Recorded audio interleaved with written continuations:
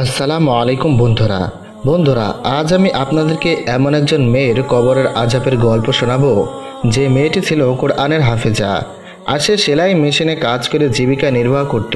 কি এমন পাপ সে করেছিল যার কারণে মৃত্যুর পর তার উপর এমন কঠিন শাস্তি নাজিল হয়েছিল, যার কবর আযাবের কথা শুনে গ্রামবাসীরা চমকে গিয়েছিল।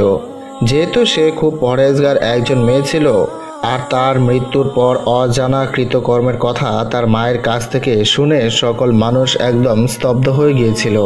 সম্পূর্ণ গল্পটি জানার জন্য এই ভিডিওটি শেষ পর্যন্ত দেখবেন, কারণ অনেক মহিলারাই কাপড় সেলাই করার সময় এই ধরনের ভুল করে থাকেন। আজকের গল্পটি অনেক শিক্ষণীয়, আর বিশেষ করে সেই সকল মানুষদের জন্য যারা দর্জি বা সেলাইয়ের কাজ করেন, কারণ অজান্তেই তারা এমন সব ভুল করে বসেন যে কারণে তাদেরকে কঠিন শাস্তির মুখোমুখি হতে হবে।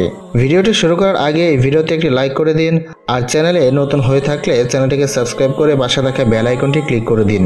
তো চলুন শুরু করি। বন্ধুরা, কোনো একটি শহরে দূরবর্তী এলাকায় ফাতেমা নামে এক মেয়ে তার মায়ের সাথে বসবাস করত। তার বাবা ছিল না। ফাতেমার মা ফাতেমাকে একই সাথে কোরআনের হাফেজা বানিয়েছিলেন, স্কুলে পড়িয়েছেন আর সেলাইয়ের কাজও শিখিয়েছিলেন, যাতে করে মানুষের জামা কাপড় বানিয়ে সে টাকা দিয়ে তারা সংসার চালাতে পারে, মা এবং মেয়ে দুবেলা খাবার খেতে পারে। ফাতেমা খুবই পরিশ্রমী একটি মেয়ে ছিল। ফাতেমার কাছে পোশাক বানানোর জন্য তার কিছু শর্ত ছিল, যা নিয়ে সে কখনো আপোষ করত না। যেমন এই তো সেদিনের কথা, আসর গড়িয়ে মাগরিবের সময় হয়ে গিয়েছিল। তখনও অনেকটা সময় ধরে তার কাছে দুজন মহিলা বসেছিল। তারা বারবার ফাতেমাকে তাদের জামা তৈরি করে দেওয়ার জন্য বলছিল, কিন্তু ফাতেমা তাদেরকে এক কথায় উত্তর দিল যে সে তাদের জামা বানিয়ে দিতে পারবে না। তখনই দুজন মহিলা ফাতেমাকে অনুরোধ করে বলল, দেখো ফাতেমা, তুমি সবার জামা খুব সুন্দর করে বানিয়ে দাও, আমাদেরকে জামা বানিয়ে দাও দয়া করে। অনেক দামি কাপড় কিনেছি আমরা খারাপ কোনো দর্জিকে দিয়ে আমাদের এই কাপড় আর আমাদের টাকা আর জামার ডিজাইন কোনোটাই নষ্ট করতে চাই না। তুমি তো জানোই এই পাড়ার সবাই তোমার কাছে জামা বানায়, তুমি কম খরচে অনেক সুন্দর জামা বানিয়ে দাও, তোমার বানানো জামা পরতে অনেক আরামদায়ক ও দেখতেও সুন্দর লাগে। ফাতেমা বলল, কিন্তু যেরকম ডিজাইন আপনারা করে দিতে বলছেন, এই ধরনের জামা আমি বানাই না। এই ডিজাইনে প্যান্ট অনেকটা বের হয়ে থাকবে, পায়জামা ডিজাইনেও পা টাকনোর উপর দেখা যাবে। তাওবা, আমি এই ধরনের জামা কি করে বানাবো? এই কথা বলে ফাতেমা স্পষ্টভাবে নিষেধ করে দিল। ওই মহিলারা বলল, আমরা তোমাকে 1000 টাকা দিব, তোমার হাতের সেলাই আমাদের খুব পছন্দ, তুমি খুব যত্নের সাথে কাজ করো। ফাতেমা মেশিন থেকে উঠে বলল, না আপা, আমি এই জামা বানাবো না। তারপর সে বাচ্চাদের কোরআন পড়াতে চলে গেল।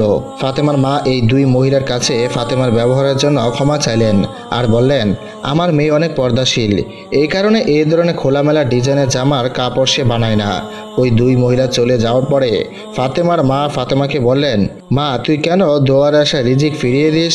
কেন তুই জামা বানিয়ে দিতে চাইলি না? তাদের জামা বানিয়ে দিলে তারা তোকে 2000 টাকা দিত। ফাতেমা বলল, মা, আমি এরকম খোলামেলা জামা কাউকে বানিয়ে দিতে পারবো না।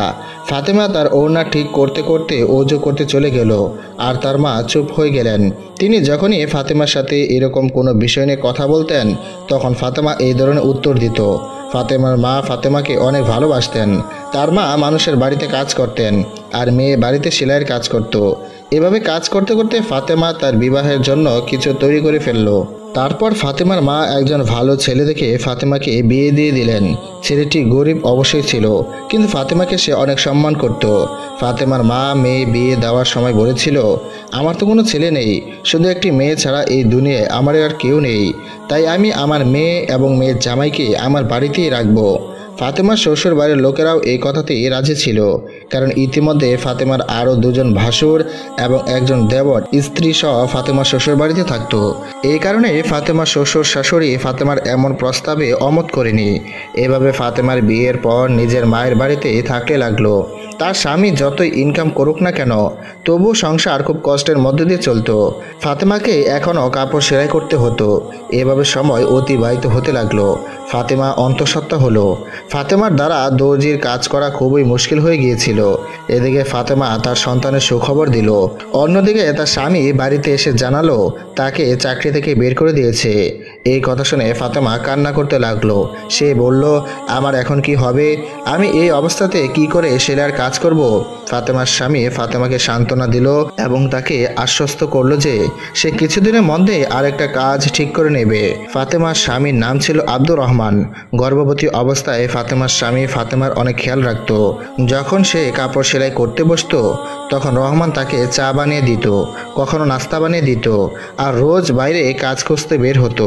কিন্তু সে কোনো কাজ খুঁজে পাচ্ছিল না। এরকম ভাবে চলতে চলতে অবশেষে বিশেষ দিন এসে পড়ল। ফাতেমা ফুটফুটে একটি মেয়ে সন্তান জন্ম দিল। ফাতেমার স্বামী এবং ফাতেমার মা বাচ্চা দেখে খুবই খুশি হলো। ফাতেমার স্বামী তো মেয়ে হওয়ার খুশিতে প্রতিটা ঘরে মিষ্টি বিতরণ করতে শুরু করলো। অদ্ভুতভাবে কন্যা সন্তান জন্মের সাথে সাথেই রহমানের চাকরিও হয়ে গেল। যেখানে ফাতেমার স্বামী চাকরি পেয়েছিল সেখানকার মালিক খুবই শক্ত প্রকৃতির মানুষ ছিল। সে তার কর্মচারীদের সাথে খুব নির্দয় ব্যবহার করত। কাজ ছাড়া অন্য কিছু সে বুঝতো না। অসহায় মানুষগুলো বাধ্য হয়ে তার কারখানায় কাজ করত, আর প্রায় সময় কর্মচারীদেরকে সে ব্যক্তি গালিও দিত। এদিকে ফাতেমার সংসার খুব কষ্টের মধ্যে দিয়ে চলছিল। যখন ফাতেমার মেয়ে কিছুটা বড় হলো তখন ফাতেমা আবারও সেলাইয়ের কাজ শুরু করে দিল, যাতে করে সে তার মেয়েকে ভালোভাবে ভরণ পোষণ দিতে পারে। যেসব মহিলারা জামা বানিয়ে নিয়ে যেতেন তাদের জামা কাপড় থেকে যে কাপড় বেঁচে যেত সে ছোট কাপড়গুলো ওই মহিলা ফাতেমাকে দিয়ে দিতেন। ওই ছোট ছোট কাপড়ের টুকরাগুলো জোড়া দিয়ে ফাতেমা তার মেয়ের জন্য ফ্রক সেলাই করে পরাতো। এভাবে তাদের দিন চলছিল। কারণ ফাতেমার স্বামী তো এত টাকা ইনকাম করতো না যাতে করে সে অনেক বেশি খরচ করতে পারে। কারেন্টের বিল আর ঘরের বাজারের খরচই শুধু তার স্বামী দিতে পারত। এরপর তাদের জীবনে আরও দুর্দশা নেমে আসলো। একদিন সিঁড়ি থেকে পা পিছলে ফাতেমার মাথা ফেটে গেল। তার মাথা থেকে এতটাই রক্তাক্ত হচ্ছিল যে যা দেখে ফাতেমার মা চিৎকার করে কান্না করতে শুরু করলো। গ্রামের মানুষ তাদের বাড়িতে জড়ো হয়ে গেল। খুব শীঘ্রই ফাতেমার স্বামীকে খবর দেওয়া হলো। সেদিন সাপ্তাহিক ছুটির দিন ছিল, তবে ফাতেমার স্বামী কাজে গিয়েছিল কিছু অতিরিক্ত টাকা কামানোর জন্য। সে ভেবেছিল এই টাকা দিয়ে সে তার বাচ্চার জন্য খেলনা কিনে নিয়ে যাবে। যখন সে তার স্ত্রীর এমন বিপদের খবর জানতে পারল তখন সে তাড়াতাড়ি ফ্যাক্টরিতে তালা লাগিয়ে চাবিটা পকেটে রেখে বাড়িতে ছুটে আসলো। ফাতেমাকে হাসপাতালে নিতে নিতে রাস্তাতে সে মারা গেল। রহমানের ফাতেমার বলা কথা অনেক মনে পড়ছিল। সে ছটফট করে কান্না করছিল। ফাতেমার মা এই কারণে আরও বেশি কান্না করছিল যে ছোট বাচ্চাটার এখন কি হবে, এখনও তো সে মায়ের দুধ খায়। এসব চিন্তা করে আরও বেশি চিৎকার করে কান্না করছিল। ফাতেমার হঠাৎ মৃত্যুতেই সবাই খুব আফসোস করল।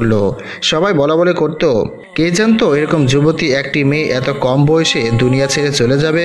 সবাই ফাতেমার ভালো গুণাবলী বলছিল। গ্রামের সকলে জানতো ফাতেমা কতটা ন্যাক এবং পরহেজগার ছিল। সে সকলে খেয়াল রাখতো। সবাই তার প্রশংসায় পঞ্চমুখ ছিল। ফাতেমার মা এবং স্বামী কাঁদতে কাঁদতে অবস্থা খারাপ হয়ে গিয়েছিল। ফাতেমার জানাজার সময় ঘনিয়ে আসলো। জানাজার পরে ফাতেমাকে কাছের একটি কবরস্থানে দাফন করা হলো। ফাতেমাকে কবর দেওয়ার সময় তার স্বামীর পকেট থেকে ফ্যাক্টরির চাবি নিচে পড়ে গেল। কবর দিয়ে সে ঘরে ফিরে আসলো। সন্ধ্যা হতেই সবাই যার যার বাড়িতে চলে গেল। ফাতেমা চলে যাওয়ার পর ঘর একদম মরুভূমির মতো হয়ে গিয়েছিল। ফাতেমার সেলাই মেশিন সামনে পড়েছিল। সেলাই মেশিন দেখে তার মা বারবার কান্নায় ভেঙে পড়তেন, কারণ জীবনে প্রথম থেকেই এই মহিলা বিধবা ছিল। তার উপর নিজের এত কম বয়সী মেয়েকে হারিয়ে ফেলল। এরপর তার ছোট নাতনি তার একা হয়ে যাওয়ার কষ্টে তাকে বারবার কষ্ট দিচ্ছিল। ফাতেমার স্বামী ফাতেমার মাকে সামলাচ্ছে আর কোলে নিজের বাচ্চাকে বসিয়ে রেখেছিল। কিন্তু মা কি আর কখনো শান্ত হয়? যেই মেয়ে তার মায়ের ডান হাত ছিল সে এত তাড়াতাড়ি চলে গেল। ফাতেমার মা এটাই বিশ্বাস করতে পারছিলেন না যে ফাতেমা বলেছিলেন, এই তো কিছুক্ষণ আগে আমার মেয়ে কাপড় সেলাই করছিল, হঠাৎ করে কি হয়ে গেল? ফাতেমার মার কোনোভাবে বিশ্বাস হচ্ছিল না যে তার মেয়ে দুনিয়া ছেড়ে চলে গেছে। ফাতেমার ছোট্ট মেয়েটিও ছটফট করে কান্না করছে। ফাতেমার স্বামী আগামী 2-3 দিন কাজে না গিয়ে সে তার ছোট্ট মেয়েকে আর বৃদ্ধা শাশুড়িকে অনেক খেয়াল রাখতে চাইল। সে নিজেও স্ত্রী হারানোর শোকে খুবই কষ্ট পাচ্ছিল। এই জন্য সে তার মালিককে বলতে চেয়েছিল যে সে আগামী 2-3 দিন কাজে আসবে না। যখনই ফাতেমার স্বামী পকেটে হাত দিল সে চাবি খুঁজে পেল না। সে খুব চিন্তায় পড়ে গেল। অনেক ভাবার পরেও তার শুধু এটাই মনে পড়ল যে চাবি তো সে তার পকেটে রেখেছিল। ফাতেমার মা তার মেয়ের জামাইকে চিন্তিত চেহারায় দেখছিলেন। তিনি বললেন, রহমান বাবা, কি হয়েছে? তখন রহমান তার শাশুড়িকে বলল, মা, আমার পকেটে চাবি ছিল, জানি না তা কোথায় পড়ে গেছে। জানি না মসজিদে পড়েছে নাকি কবরস্থানে পড়েছে। তখন রহমানের মাথায় কথা আসলো যে সে হয়তো তার চাবি কবরের মধ্যেই পড়ে গেছে। সে অনেক চিন্তায় পড়ে গেল, কারণ ফ্যাক্টরির মালিক খুবই কঠোর ব্যক্তি ছিল। সে তো রহমানকে এখন কোনোভাবে ছাড়বে না। সামান্য একটা চাবির জন্য সে রহমানের জান নিতেও দ্বিধাবোধ করবে না, কারণ সে মানুষের থেকেও নিজের কাজকে বেশি গুরুত্বপূর্ণ মনে করত। রহমান মনে মনে এগুলি ভাবছিল। ঠিক তখনই ফ্যাক্টরির মালিকের কল আসলো। সে বলল, সকালে আমি সকলকে কাজে দেখতে চাই। এখনই আমার বাসায় এসে চাবি দিয়ে যাও, যাতে করে আমি সকাল সকাল কর্মচারীদেরকে কাজে লাগাতে পারি। এই কথা শুনে রহমানের অবস্থা খারাপ হয়ে গেল। সে এটাও সাহস করে বলতে পারল না যে চাবিটা কোথায় হারিয়েছে। সে বলল, আমি আপনাকে চাবি কালকে সকালে বুঝিয়ে দেব। তাই তাকে রাতের মধ্যে চাবি খুঁজে বের করতে হতো। অনেক ভাবনা চিন্তার পর সে কবরস্থানে গেল। ওই সময় রাত 12টা বেজেছিল, আর ফাতেমার মেয়ে আর তার নানি ঘুমিয়েছিল। ফাতেমার স্বামী রাত 12টা বাজে কবরস্থানে চলে গেল। তার মন বিষণ্ণ ছিল, অনেক কষ্ট এবং ভয় ছিল তার মনে। এর আগে কখনো এত রাতে সে কবরস্থানে আসেনি। এই কবরস্থান গ্রাম থেকে বেশ কিছুটা দূরে ছিল। সে একদমই বুঝতে পারছিল না তার এখন কি করা উচিত, কিন্তু সেটা অনেক গুরুত্বপূর্ণ চাবি ছিল, যা সে বেখেয়ালিভাবে হারিয়ে ফেলেছে। চাবি খুঁজতে খুঁজতে সে রাত 12টা বাজিয়ে কবরস্থানে পৌঁছে গিয়েছিল। ভয়ে তার বুক দুপকুপ করছিল। সন্ধ্যার সময় সে তার স্ত্রীকে যেই কবরে দাফন করেছিল, রাতের বেলা সে আবারও সেই কবরস্থানে পৌঁছে গেল। তার পাশে কোদাল দিয়ে কবর খুঁড়তে শুরু করলো। তার উদ্দেশ্য ছিল হারিয়ে যাওয়া চাবি খুঁজে পাওয়া। কেবল সে কিছুটা অংশ খুঁড়েছিল, তখনই কবরস্থানের দারোয়ান গিয়ে তাকে জিজ্ঞেস করলো, তুমি কেন কবর খুঁড়ছো? তুমি কি লাশ ছিনতাইকারী? কিন্তু যখন দারোয়ান ভালো করে রহমানের চেহারা দেখলো, তখন সে বলল, তুমি তো সেই ব্যক্তি না যে সন্ধ্যাবেলায় নিজের স্ত্রীকে কবর দিয়ে গেলে? রহমান ঘাবড়ে গিয়ে বলল, হ্যাঁ, আমি সন্ধ্যায় আমার স্ত্রীকে এখানে দাফন করে গেছি। কিন্তু আমার স্ত্রীকে দাফন করার সময় আমার পকেট থেকে মূল্যবান একটা চাবি কবরের মধ্যে পড়ে গিয়েছে, আর এই চাবি আমার জন্য খুবই গুরুত্বপূর্ণ। দয়া করে আপনি আমাকে সাহায্য করুন। এই কথা শোনার পর কবরস্থানের দারোয়ান ফাতেমার স্বামীকে সহায়তা করলো। তারা দুজনে মিলে অল্প সময়ের মধ্যে অনেকখানি কবর খুঁড়ে ফেললো। ততক্ষণে ফাতেমার স্বামীর ভয় কেটে গিয়েছিল, আর তার চাবি খুঁজে পাওয়ার আশা মনের মধ্যে জেগে উঠেছিল। যখন কবর সম্পূর্ণ খোঁড়া হয়ে গেল, তখন তাদের দুজনের চোখ কপালে উঠে গেল। দারোয়ান আবারও তাড়াতাড়ি কবরে মাটি চাপা দিতে শুরু করলো। তারা দুজনে ঘন ঘন ঘুমাচ্ছিল। দারোয়ান বলল, তোমার স্ত্রী কেমন মহিলা ছিল যে তার কবরে এত আযাব হচ্ছে? ফাতেমার স্বামী তো নিজের চোখে বিশ্বাস করতে পারছিল না। যা কিছু তার স্ত্রীর সাথে ঘটেছে, সেগুলি কি আসলে বাস্তব নাকি স্বপ্ন? তার স্ত্রী তো অনেক ন্যাক আর পরহেজগার মহিলা ছিলেন। সবাই তার প্রশংসা করত। সে কখনো এমন কোনো গুনাহ করেনি যার কারণে তার এরকম শাস্তি হতে পারে। রহমানের অস্থিরতায় ছটফট শুরু হয়ে গেল। রহমান বলল, আমার স্ত্রী কি এমন পাপ করেছিল যে এরকম শাস্তি পাচ্ছে? দারোয়ান বলল, তুমি চাবির জন্য অন্য ব্যবস্থা করে নাও, দরকার হয় নতুন চাবি বানিয়ে নাও, কিন্তু এভাবে কবর থেকে চাবি উদ্ধার করা অসম্ভব। আর তুমি তো নিজের চোখেই দেখলে কবরের আযাব শেষ হওয়ার নামই নিচ্ছে না, আর সে কতটা ভয়াবহ অবস্থায় রয়েছে। তার তরফ থেকে আল্লাহ তাআলার কাছে তাওবা এবং ইস্তেগফার করো। আর যদি এমন কোনো গুনাহ থেকে থাকে যা সে করেছে, সে গুনাহ তালাশ করো, যাতে করে তার আত্মার মাগফিরাত কামনা করতে পারো। রহমান কান্না করতে করতে পুনরায় বাড়িতে ফিরে গেল। ফাতেমার মা রহমানকে দেখে জিজ্ঞেস করলো, বাবা, তুমি এত গভীর রাত পর্যন্ত কোথায় ছিলে? আমি কখন থেকে তোমার চিন্তা করছি। রহমান তার শাশুড়ির পায়ে বসে পড়লো আর কান্না করতে থাকলো, আর বলল, আম্মা, আমার সুখ শান্তি সবকিছু হারিয়ে গেছে। ফাতেমার মা বলল, বাবা, আমাকে বলবে তো হয়েছেটা কি? এত রাত পর্যন্ত তুমি কোথায় ছিলে? রহমান বলল, আমি চাবি খুঁজতে কবরস্থানে গিয়েছিলাম। তারপর রহমান সমস্ত ঘটনা খুলে বলল। ফাতেমার মা ভয় পেয়ে গেলেন এবং বললেন, কোনো রকম মশকরা কিংবা ঠাট্টা না করে আমাকে সব কিছু খুলে বলো, আসলে হয়েছে কি? রহমান কাঁদতে কাঁদতে বলল, যখন আমি চাবি খোঁজার জন্য ফাতেমার কবর খুঁড়ছিলাম, আমি আমার চোখকে বিশ্বাস করতে পারছিলাম না। আম্মা, ফাতেমার মতো পরেজগার একজন মহিলা এত কঠিন আযাব হচ্ছে, আমি আপনাকে ভাষায় প্রকাশ করতে পারবো না। ফাতেমার ঠোঁটের উপর আগুন জ্বলছিল, আর সে ভয়ঙ্করভাবে চিৎকার করছিল যন্ত্রণায়। আমি যখন কবরস্থানের আগুন নিভাতে চেষ্টা করলাম, তখন আমার তার ঠোঁট চোখে পড়ল, যা অনেক বড় হয়ে গিয়েছিল। তার অন্যান্য শরীরে অঙ্গ প্রত্যঙ্গ ঠিকই ছিল, কিন্তু তার ঠোঁট একদম ভয়ঙ্করভাবে জ্বলে গিয়েছিল। কিছুক্ষণের জন্য আগুন নেভাতে পেরেছিলাম, কিন্তু তারপর আবার ধাউ ধাউ করে আগুন জ্বলতে শুরু করলো। প্রথমে আমি বুঝতে পারিনি, কিন্তু তারপর দারোয়ান বলল, এটা আল্লাহর শাস্তি। আল্লাহ তাআলা শুধু তার ঠোঁটকে পোড়াচ্ছেন। আম্মা, আমি বুঝতে পারছি না শুধু তার ঠোঁটে আগুন কেন জ্বলছে। যে ঠোঁট দিয়ে সে সবসময় আল্লাহর জিকির করত, সে ঠোঁট তো কখনোই এভাবে পোড়ার কথা না। সে তো ভালো মহিলা ছিল। ফাতেমার স্বামী এবং ফাতেমার মা এভাবে সারাটা রাত কান্না করলো এবং আল্লাহর কাছে ফাতেমার মাগফিরাতের জন্য কামনা করে দোয়া করলো। ফজরে আজান যখন দিল তখন ফাতেমা রহমানকে বলল, তুমি মসজিদে গিয়ে ইমাম সাহেবকে কাল যা যা দেখেছ তা সব কিছু খুলে বলো। একমাত্র তিনি বলতে পারবেন আসলে সমস্যাটা কোথায়। আমার মেয়ের সাথে এরকমটা কেন হচ্ছে, আমার মেয়ের উপর কেন এত আযাব হচ্ছে। ইমাম সাহেব খুবই ন্যাক এবং ইমানদার একজন ব্যক্তি ছিল। আমার বিশ্বাস তিনি আমাদেরকে সাহায্য তো অবশ্যই করবেন। রহমানের এই কথাটা সঠিক বলে মনে হলো, কারণ এই সমস্যার সমাধান যদি কেউ দিতে পারে তাহলে সেটা একমাত্র ইমাম সাহেব। রহমান মসজিদে নামাজ শেষে কান্না করতে করতে গত রাতে ঘটে যাওয়া সব ঘটনা ইমাম সাহেবকে খুলে বলল। সবকিছু শুনে ইমাম সাহেব বললেন, আমি ফাতেমার মায়ের সাথে দেখা করতে চাই। রহমান ইমাম সাহেবকে নিয়ে বাড়িতে ফিরে আসলো। ফাতেমার মায়ের সাথে ইমাম সাহেবের দেখা করিয়ে দিল। ইমাম সাহেব ফাতেমার মাকে জিজ্ঞেস করলেন, বোন, আপনি আমাকে এটা বলুন, ফাতেমা কি কখনো কারো নামে গীবত বা চুরি করত, বা এমন কোনো গুনাহ আছে তার মুখ দিয়ে যার কারণে এমন শাস্তি হতে পারে? ফাতেমার মা বলল, না, আমার মেয়ে শুধু সেলাই মেশিনে কাজ করত। তার কাছে এত সময় কোথায় ছিল যে আশেপাশের প্রতিবেশীদের বাসায় যাবে বা কোনো বন্ধুদের বাড়িতে ডেকে কারো নামে বদনাম করবে। এটা শোনার পর ইমাম সাহেব এমন একটা প্রশ্ন করলেন যা শুনে ফাতেমার মা চমকে গেলেন। ইমাম সাহেব বললেন, ফাতেমাকে কখনো কারো আমানত বা নিজের কাছে রাখতো, যেমন কাপড় দিয়ে জামা বানানোর পর বেঁচে যাওয়া ছোট ছোট কাপড় বা সুতার টুকরো এরকম কিছু? তখন ফাতেমার মা বললেন, না, ফাতেমা তো সব কিছু ফেরত দিয়ে দিত, আর যেটুকু কাপড় তার প্রয়োজন হতো সেটুকু সে তাদের কাছ থেকে চেয়ে নিত। তখন ইমাম সাহেব বললেন, একটু ভেবে বলুন, এরকম কোনো কারণে কবর আযাব হতে পারে যার কারণে তার মুখের ভিতর আগুন জ্বলছে? কিন্তু আমার তো মনে হয় এখানে আমানত নিয়ে কিছু কারণ।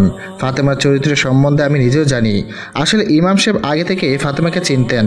তার কাছে ফাতেমা কোরআনের হাফেজ হয়েছিল। ইমাম সাহেব বললেন, আপনি তবু একটু ভেবে বলুন তো, এমন কোনো অপরাধ যা সে করত?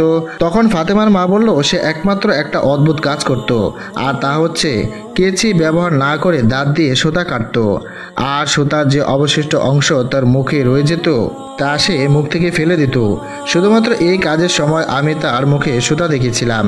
এই কাজের জন্য সে কেচি ব্যবহার করত না, মুখ দিয়ে সুতা কেটে সুতা চিবিয়ে ফেলে দিত।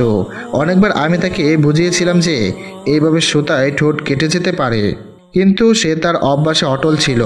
তখন ইমাম সাহেব বললেন, হতে পারে এই শাস্তি তারই মুখ দিয়ে সুতা কাটার কারণেই হচ্ছে, কারণ যখন তার মৃত্যু হয়েছিল তখন তার কাপড় সেলাই করতে করতে সে সিঁড়ি দিয়ে এগিয়ে গিয়েছিল। হয়তো মৃত্যুর সময় সুতার টুকরা তার মুখে রয়ে গিয়েছিল, আর এই সুতার কারণে তার উপর আযাব হচ্ছে। সেলাই করার পর বেঁচে থাকা জিনিসের পাত্রের সাথে সুতার একটি ছোট্ট টুকরাও ওই ব্যক্তির আমানত হিসাবে গণ্য হবে। যে কাপড় সেলাইয়ের জন্য মজুরি দেয়, সব বেঁচে থাকা জিনিসপত্রের মতো তার কাপড়ের সুতা ফিরিয়ে দেওয়া আবশ্যক। তার জন্য এটাই ভালো হবে যে আপনারা তার আত্মার মাগফিরাতের জন্য দোয়া করুন। আর যারা যারা ফাতেমার কাছে কাপড় সেলাই করতে দিত তাদের সাথে দেখা করে তাদেরকে ফাতেমার এই অভ্যাস সম্বন্ধে বলুন। তিনি ভাবলেন এটা তো সামান্য একটা বিষয়, কিন্তু এর কারণে ফাতেমার এত কঠিন আযাব হবে এটা তারা মাথাতেও আসেনি। তারপর ফাতেমার মা সেই সব মানুষদেরকে তার বাড়িতে জমায়েত করলেন যারা ফাতেমার কাছ থেকে জামা বানিয়ে নিত, আর তাদের সবার কাছে ফাতেমার মা ফাতেমার এই ছোট্ট অভ্যাস ব্যাখ্যা করে ফাতেমার মাগফিরাতের জন্য হাত জোর করে ক্ষমা চাইলেন।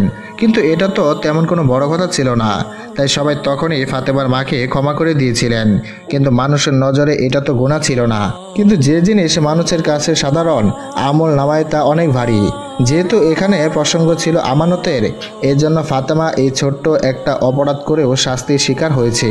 সবাই ফাতেমার ভালো চরিত্রের সম্বন্ধে অবহিত ছিল, এই জন্য তারা ফাতেমাকে মাফ করে দিয়েছিল। তার পরের দিন রাতে ফাতেমার মা রহমানকে বলল, বাবা, তুমি তাড়াতাড়ি করে চাবির জন্য পুনরায় কবর খনন করো। কবর খনন করতে গিয়ে অবস্থা দেখে এসে মাকে বলল তার উপর শাস্তি সরে গেছে। আসলে ফাতেমা মা জানতে চেয়েছিলেন ফাতেমার আযাবের পেছনে আসল কারণ কী ছিল। প্রকৃতপক্ষে কি ছোট্ট একটা সুতার কারণে তার উপর আযাব গণ্য হয়েছে? ওই রাতে রহমান পুনরায় দারোয়ানের কাছে গেল আর তারা দুজন মিলে কবর খুঁড়ে তারা দেখলো ফাতেমার কবর একদম ঠিকঠাক আছে। তার লাশ থেকে সুগন্ধ বের হচ্ছে। চাবি কবরের ভেতরেই ছিল। রহমান চাবি সেখান থেকে নিয়ে নিল, আবার পুনরায় কবর বন্ধ করে দিল। বাড়ি ফিরে এসে রহমান তার শাশুড়িকে সব কথা খুলে বলল। ফাতেমার মা আল্লাহর শুকরিয়া আদায় করলেন, কারণ তার মেয়ের উপর থেকে শাস্তি উঠে গিয়েছিল। যখন এই কথা গ্রামবাসীরা জানতে পারল তখন তারা সবাই অবাক হয়ে গেল। প্রিয় দর্শক, এই ছিল আমাদের আজকের ভিডিওটি কেমন লেগেছে তা অবশ্যই কমেন্ট করে জানাবেন আর সকলেই আমাদের সাথেই থাকবেন। আজকে এই পর্যন্তই। আল্লাহ হাফেজ।